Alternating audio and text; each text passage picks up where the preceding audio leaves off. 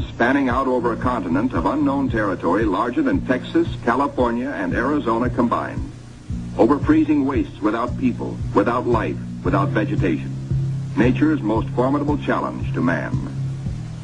The 4 planes are gassed up. All controls triple checked. Motors heated. For they face cold as extreme as 60 below. Unrelenting, murderous. Photographic units lead the parade of science to the planes. Each is a flying laboratory. The cameras are the trimetricons and the K-17s that spied out enemy secrets during the war.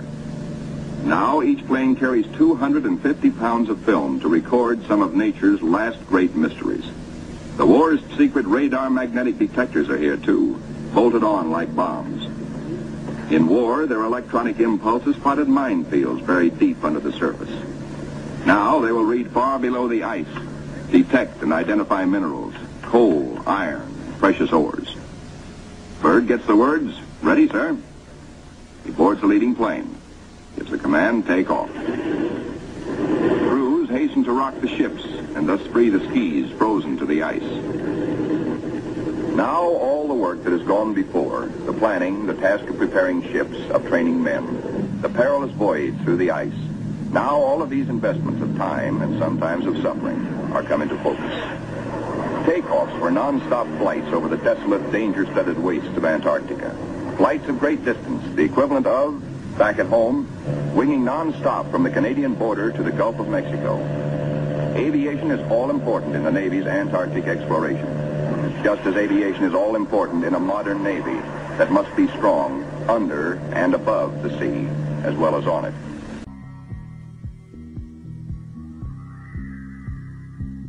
Shelf ice, Byrd leads his 4 planes in the long climb over pressure ridge areas, heading for the polar plateau, 10,000 feet up. Below are no landing fields, only deep crevasses, pressure ridges 100 feet high, instant destruction for a plane forced down. Byrd pioneered the first South Pole flight in 1929.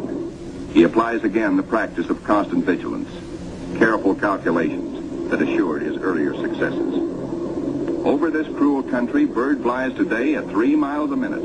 In earlier explorations, 3 miles in one day was frequently the utmost for Shackleton and Scott for Britain, Amundsen for Norway, and Byrd himself for America. The Beardmore Glacier, 200 miles long, 50 wide, 1,000 feet deep, who knows. Byrd checks position by the sun compass. The glacier signals the South Pole itself. Here, Byrd drops the flags of the United Nations, carefully boxed, a symbol of America's goodwill to all nations. Now beyond the pole, Byrd focuses his cameras and magnetic detectors on land new to him and to all mankind.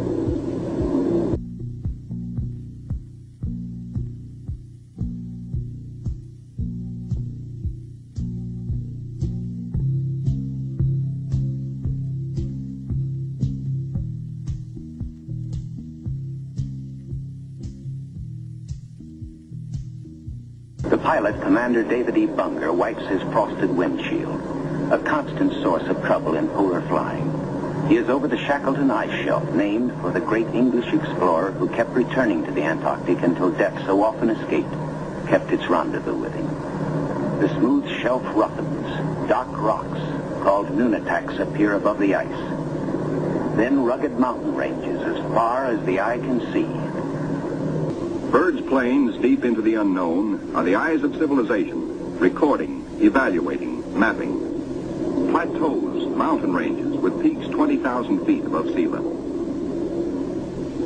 The trimetricon lenses, clicking overlapping exposures every 3 seconds, photograph from horizon to horizon. Coal, a mountain of coal. Byrd later declares Antarctic mines, if once tapped, could supply the world's coal needs for centuries. These official motion pictures can give only a cross-section of the miles of photographic records accumulated on this expedition by the Navy. The exposed mapping film will take 5 years to assemble. Amplifying these are the radar magnetic detectors, accurately recording mineral discoveries of immense value for the future use of all mankind. England, Norway, South Africa, Australia, New Zealand, South American countries, and Soviet Russia are claiming Antarctic territory. the United States recognizes no claim and so far has made no formal claims for itself. But international policies cannot concern the Admiral now. His duty is to keep his flying laboratories functioning, to fulfill his dream of a lifetime.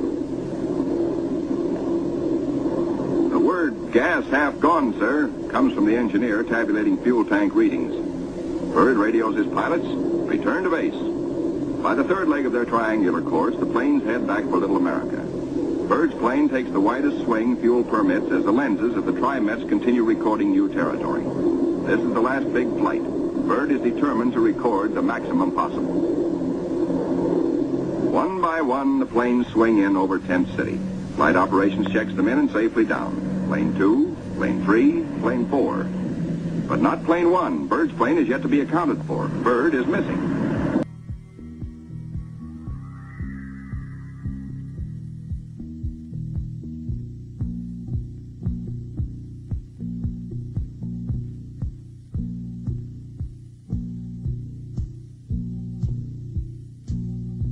The smooth shelf roughens. Dark rocks, called nunataks, appear above the ice. Then rugged mountain ranges as far as the eye can see. Bunger leans forward in amazement. His eyes have caught a sudden and unbelievable change in scenery. The universal white is turned to chocolate brown, dotted with blue. A cameraman goes into action. 300 square miles of land without snow. Land that might be in New Mexico or Arizona. Pictures alone will prove Bunger has discovered a warm oasis in the shadow of the pole. It is for such supreme moments as this that men brave the hardships of exploration. The astounding, undreamed-of fact is that they are over a chain of warm water lakes whose shores, except for small patches, are free of ice and snow. Commander Bunger circles the largest lake in sight, 5 miles long. He comes in to make a landing. Water temperatures must be recorded. Samples taken. He finds the water fresh. The temperature 38 degrees.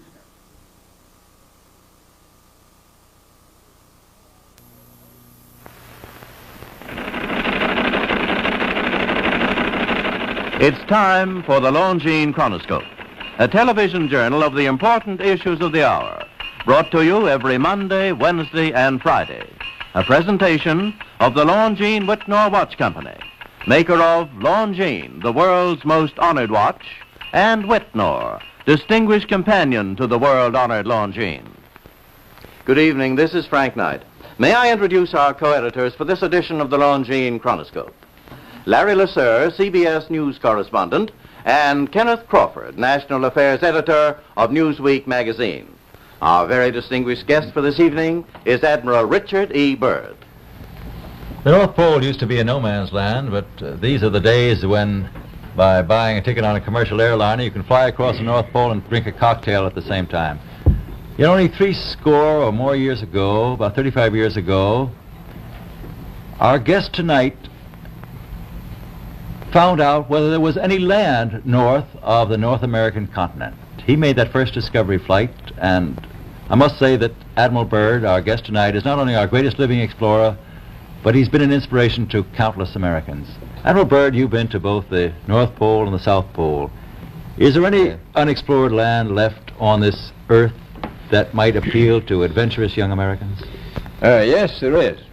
And not up around the North Pole, because it's getting crowded up there now, because they find out it's really usable, not only to live in, but militarily.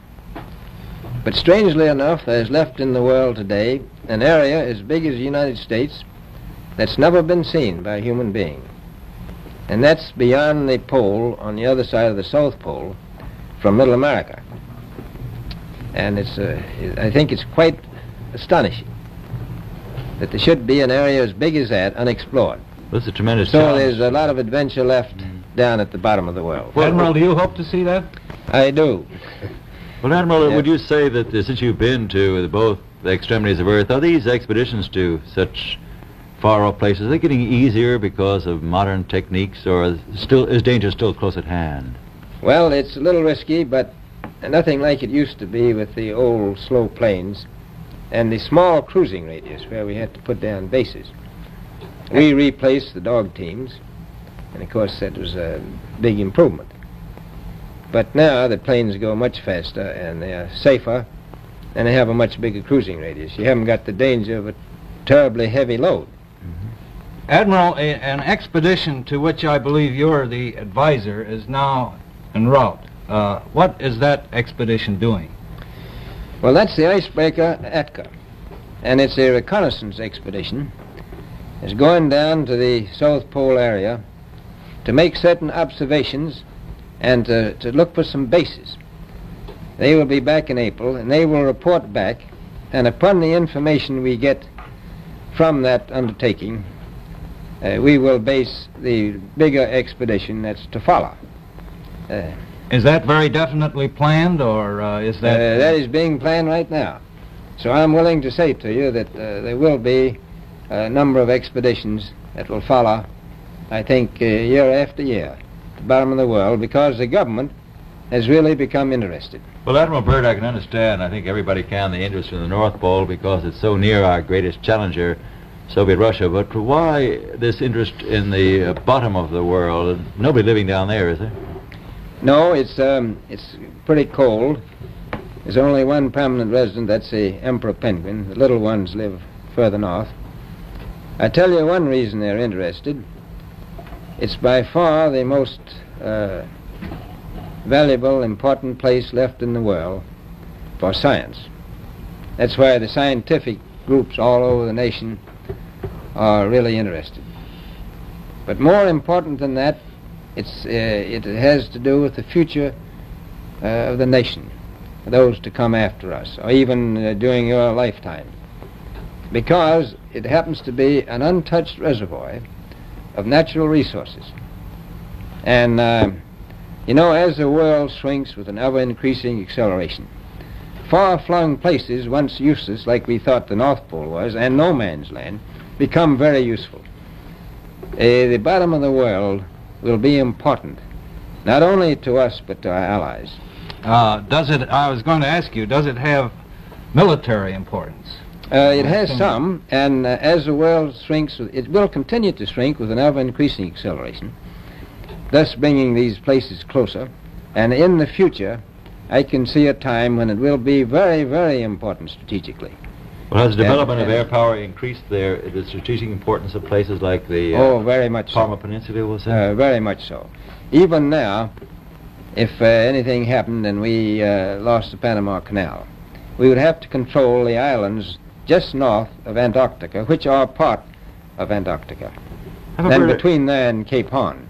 I've heard it said that there are 7 continents in the world, and one of them has never been seen by a woman, and that's Antarctica. Is that actually true? Well, if the Palmer Peninsula is an island, as far as I know, that's true. No woman's ever stepped foot upon the Antarctic continent, and it's the most peaceful place in the world. Well, I'm sure that won't last very long.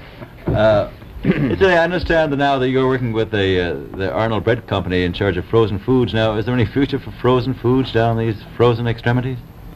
Well, I think the human race can be helped by that. This was thought out by Dean Arnold, who's, in my opinion, a great humanitarian. He learned that we went down there after 4 or 5 years and finished a meal that we had left there on the table when we had evacuated Little America. Everything was perfect, including the bread.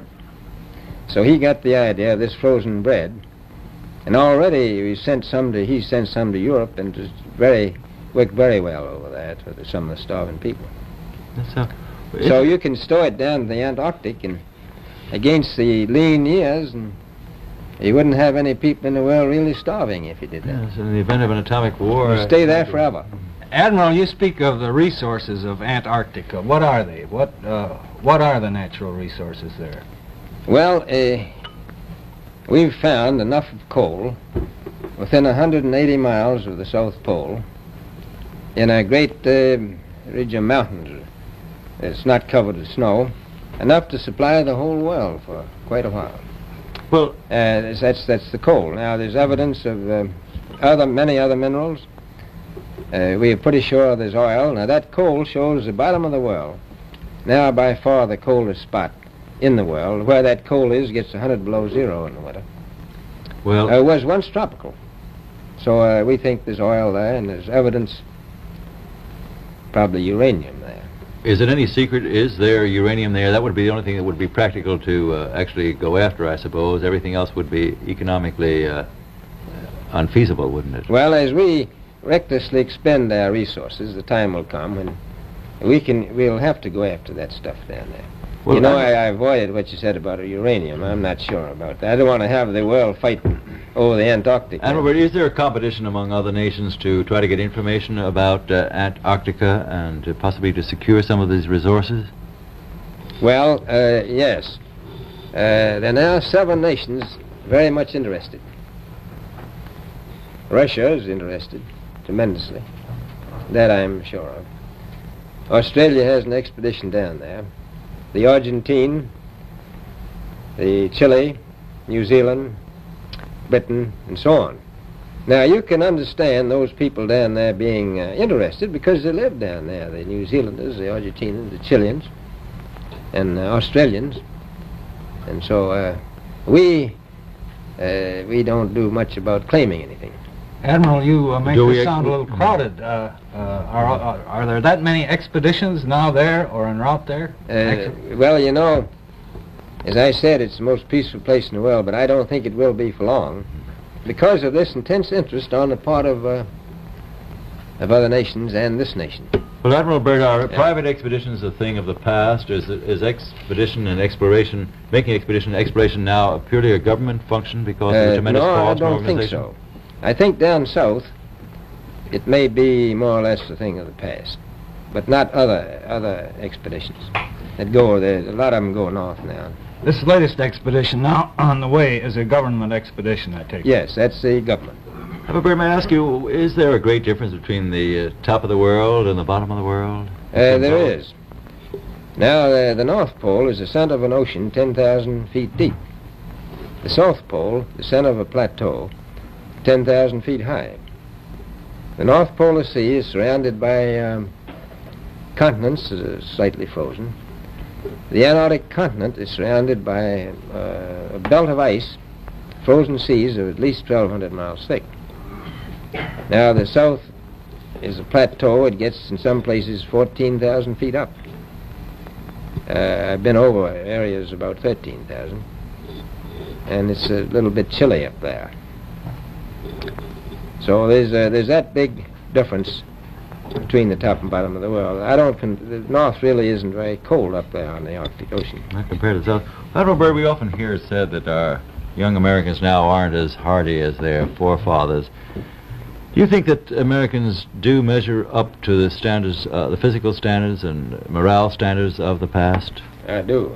I don't believe that. I think they're just as hardy. Well, what would you say was the most valuable factor on an expedition? Is it morale, or physical courage, or is it sheer equipment? Well, I've always thought that loyalty was by far the most important trait. The British told me that when I first went down in 28, that I couldn't possibly get through the winter night without a mutiny if I took more than 20 men. But to serve science, I had to take 42 men. Then I took 56 the next time, and so on. So, and I did find that loyalty was the most important thing during the winter night when it's very hard on your nerves. I think that's best trait. Well, that's a very valuable characteristic at any time. Well, thank you very much, Admiral Byrd. It's been a great pleasure to have you here tonight. It's a pleasure being here.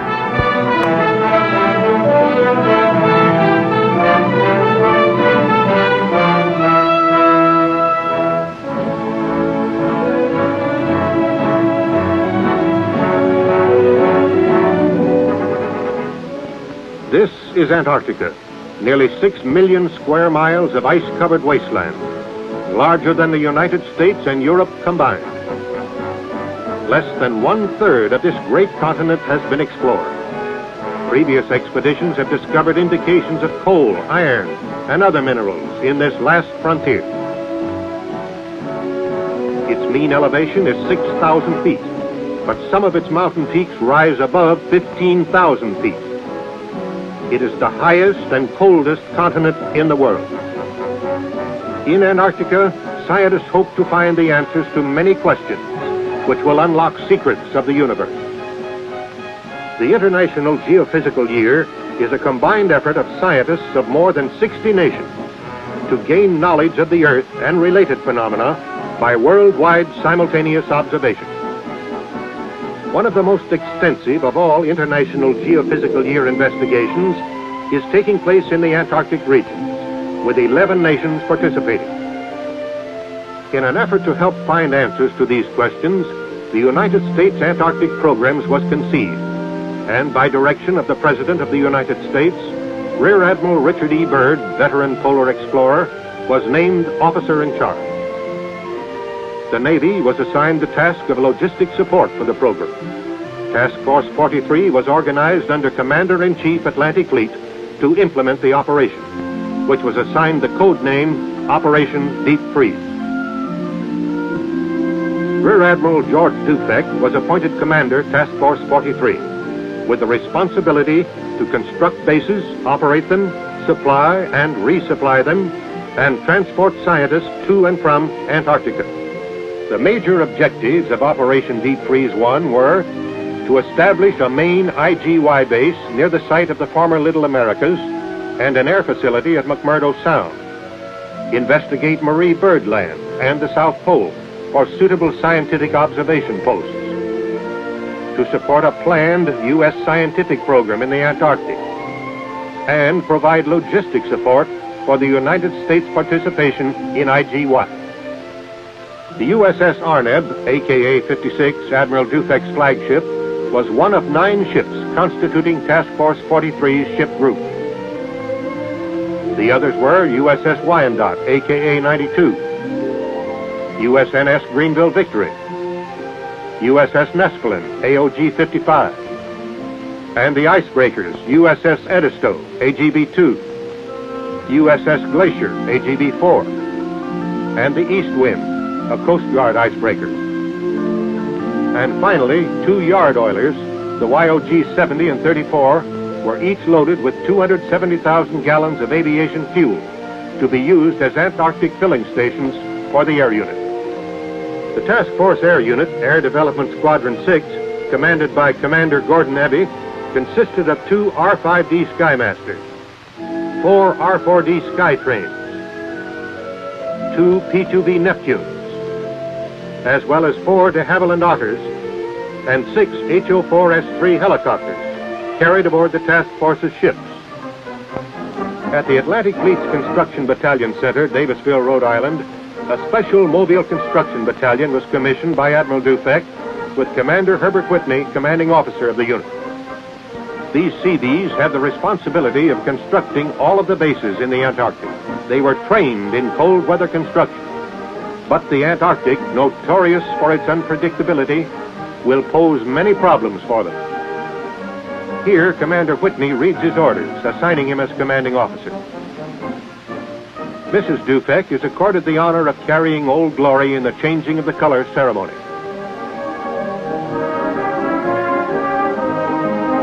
Miss Julia Hawks, selected by the crew as co-sponsor, representing the women who must remain behind, carried the battalion flag.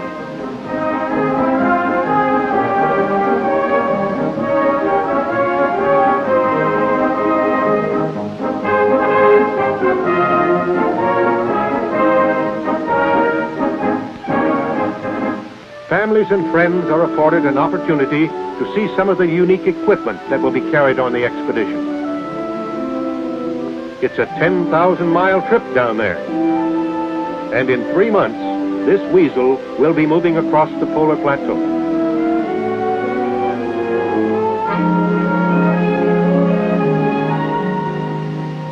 Junior checks it out, while Mom inspects this tent.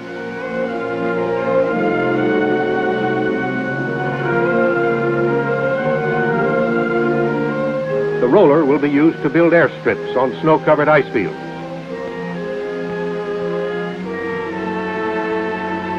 A winterized portable building. This will be used on the trail for a mess hall and radio communication. In August 1955, The task of receiving, packaging, and loading the ships of Task Force 43 began at Davisville, Rhode Island. Here were loaded an estimated 20,000 measurement tons of cargo, bulk petroleum products, and the Antarctic life preservers, sled dogs.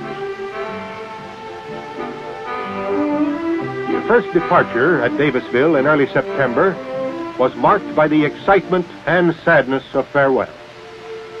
Many of these families will be separated for over a year, and the separation will be spanned only by intermittent mail and wireless communication. From September until mid-November, this scene was repeated as task force ships departed from various east and west coast ports. On November 14th at Norfolk, Admiral Byrd spoke at departure ceremonies for the Arneb, Admiral Dufek's flagship. En route to polar waters, the icebreaker Glacier passed through the Panama Canal, where she took aboard a load of bamboo. Later, at sea, the bamboo was cut into strips. It will be used as trail and supply dump markers in the deep snow. Other preparations for the expedition were carried on at sea. Here, sleds are being rigged. In equatorial waters, the routine was interrupted by the traditional ceremonies conducted by King Neptune and his court.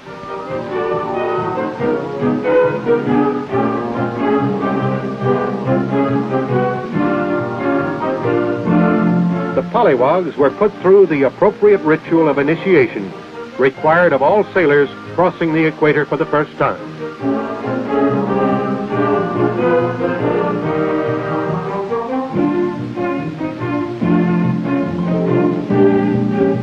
Among the Operation Deep Freeze personnel were several foreign officers. Here they inspect the Navy's newest and most powerful icebreaker.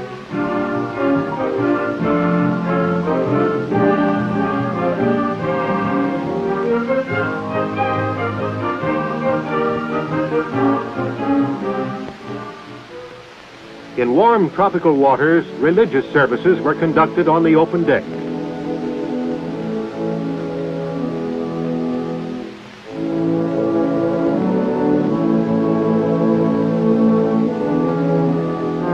And on at least one occasion, the ship paused far out in the Pacific, while crew members took a dip and acquired tans that they hoped would last out the Antarctic winter.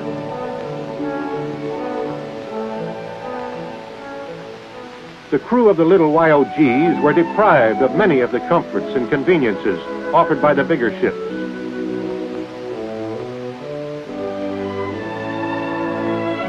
Here a line is shot to the vessel, and a high line is rigged to send supplies across. Two of these vessels were towed to the Antarctic. Life aboard them was rough, wet, and lonely. Thanksgiving Day aboard the ships was celebrated in the South Pacific, far from a supermarket. But the ship's mess tables were amply provided with the traditional bird and trimmings. The USS Glacier arrived at Port Littleton, New Zealand, December the 7th, 1955. Here she was joined by Captain Gerald L. Ketchum, Deputy Task Force Commander, and Admiral Byrd.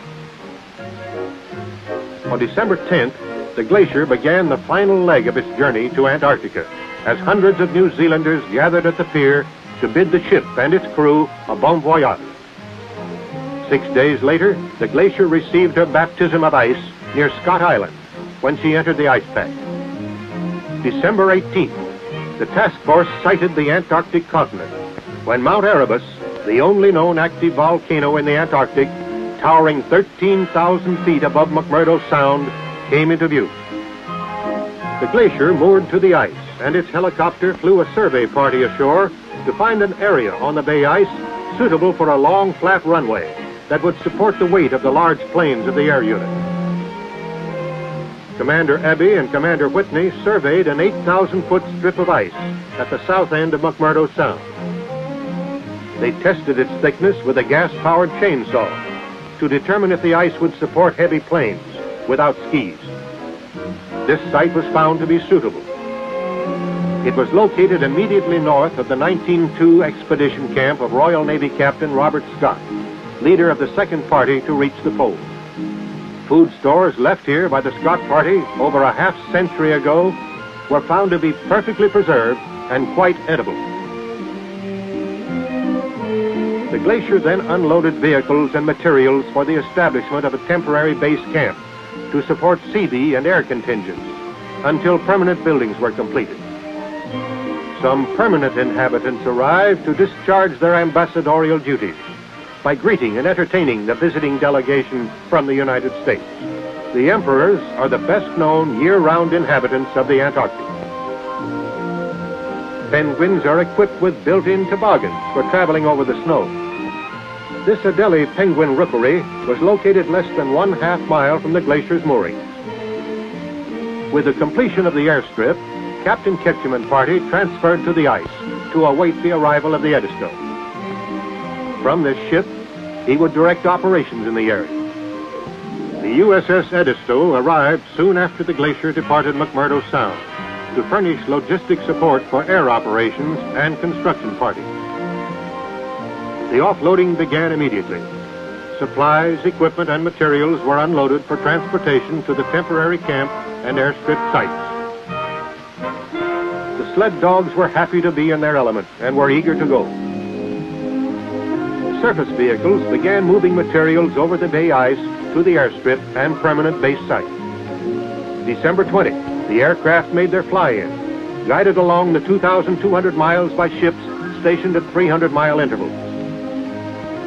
4 aircraft arrived without mishap. Headwinds forced 4 of the smaller aircraft to turn back to New Zealand. Aircraft have now flown non-stop from a large landmass into the Antarctic continent for the first time in history. The glacier proceeded from its ocean station to Scott Island, and on Christmas Day rendezvoused with the other ships of the task force north of the ice pack. Rear Admiral Dufek greeted Admiral Byrd as he transferred from the Arneb to the glacier to command the transit of the task force. The mighty glacier led the column through the ice pack. Clearing the pack 4 days later, the task force was met by the Edisto, which led the Wyandotte and Nespelin into McMurdo Sound. The glacier escorted the Arneb and Greenville Victory on to Canaan Bay, 450 miles to the east. December 28th, the Wyandotte and Nespelin arrived in McMurdo Sound and sent a mooring party ashore to bury timbers, called dead men, for attaching the ship's mooring lines. After the long flight from New Zealand, an even more hazardous task was undertaken. Aircraft taxied 30 miles directly to the tanker Nespelin to expedite flight operations and take full advantage of the little remaining good weather.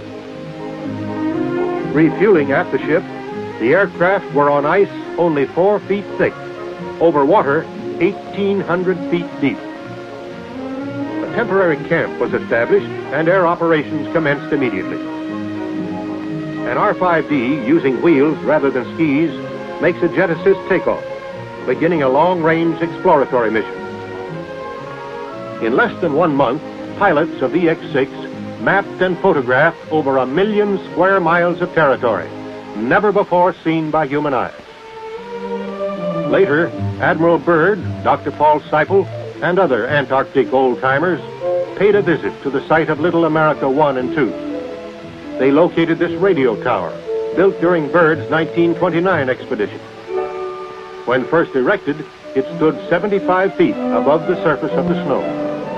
On January 4th, 1956, Little America was officially commissioned by Admiral Byrd and Admiral Dufek. The glacier, after carving out a mooring in Canaan Bay for the cargo ships, was ordered by Admiral Dufek to McMurdo Sound to assist Captain Ketchum. For 10 days, the Edisto and the Coast Guard East Wind attempted to cut a channel through the ice of McMurdo to within a reasonable distance of the base site at Hut Point. During this time, only 14 miles had been gained. The glacier went to work on the ice. It takes immense power and tons of weight to accomplish the feat of crushing acres of ice, ranging from 10 to 12 feet thick. These scenes, taken from the ice, show you the power of the glacier. An icebreaker, contrary to popular idea, does not break ice by cutting through it, but is so designed that the bow will ride up on the ice, and in a porpoising action, the sheer weight of the ship crushes and cleaves through the ice. In 48 hours, she came within 6 miles of the base and established an offloading point and a turnaround circle. The 30-mile artery through the ice was named Glacier Channel. Since bay ice did not move out into the open sea as anticipated, it was too risky to bring the cargo ships into the channel. Therefore, the 3 icebreakers were required to shuttle supplies from the ships through the channel to the offloading point. Here at Glacier Point, the cargo is unloaded for transfer to the base site. The unloading operation involved a calculated risk. The Glacier's cargo handling equipment, designed for only 12 tons, lowered a 24-ton V8 tractor. The risk paid off. Cargo moved the 6 miles to the camp, loaded in tractor trains. This operation involved many hazards because of the treacherous bay ice.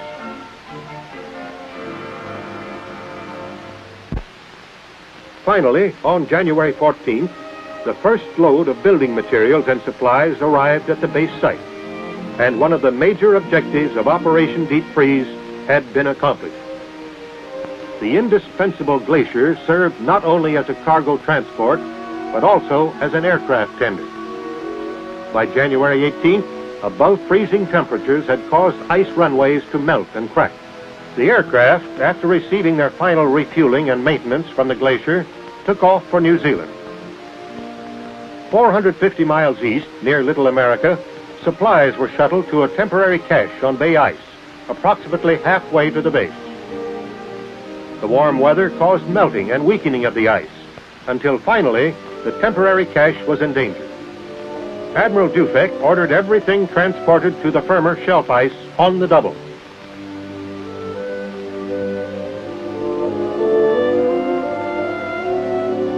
Every available tractor, carry lift, and helicopter was pressed into use.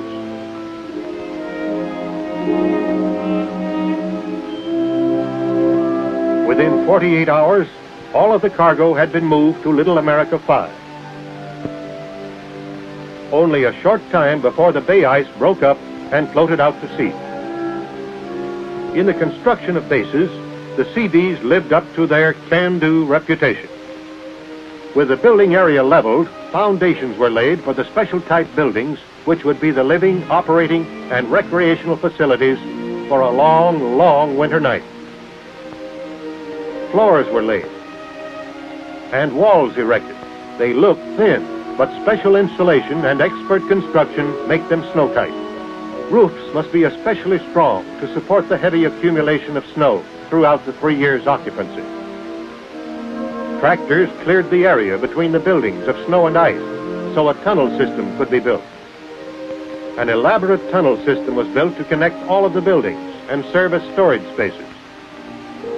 Both here and at McMurdo Sound, 250,000-gallon fuel tanks were constructed to serve as storage for aviation fuel to be used in Operation Deep Freeze 2. When completed, these tanks were filled from the USS Nestling, moored about 4 miles away. The problem of transporting fuel 4 miles was met by using several collapsible fuel hose storage tanks provided by the Marine Corps. This tank, when unrolled and filled, holds 10,000 gallons. Gasoline was pumped to these tanks, and by increasing the pressure at booster stations with auxiliary pumps, was finally brought to the huge fuel tank at Hut Point through portable pipeline. This experimental crevasse detector, designed to give a signal when a crevasse was approached, proved not completely reliable when used by trail parties.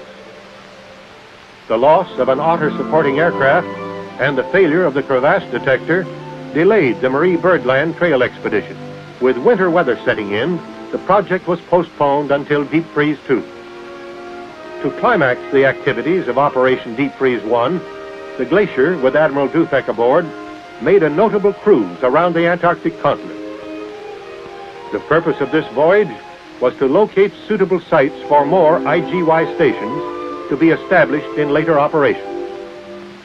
Survey crews returning from surveying a possible site on the Knox Coast experienced the sudden fury of an Antarctic blizzard, a vanguard of the fast-approaching polar winter. Their small craft fought through the icy seas to the side of the glacier. and was finally hoisted safely aboard.